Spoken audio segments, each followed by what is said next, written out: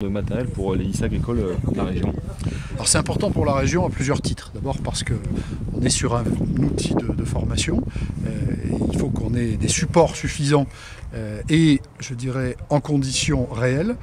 Et donc par rapport au développement de l'exploitation du lycée, ces terrains étaient nécessaires. Ils permettent par ailleurs une véritable optimisation dans la production. Et puis, autre élément, c'est que ça contribue dans une forme d'aménagement du territoire, puisque ces terrains sont aussi l'objet d'un certain nombre d'échanges plus globaux sur l'ensemble du territoire, pour permettre à chacun de bien trouver sa place, que l'on soit une exploitation ou que l'on soit le lycée, qui est une forme d'exploitation plus particulière. Et justement, vous voulez encourager ce genre de projet? On veut encourager d'une manière générale de bons outils de formation. Ça vaut pour ce que fait Florence Dubuissi, ma collègue en charge des lycées, et ça vaut évidemment pour ce qu'on fait de manière très pratique dans nos établissements agricoles, et puis sur l'ensemble de nos établissements d'une manière générale. La question de l'enseignement agricole est un sujet qui est au cœur de notre actualité.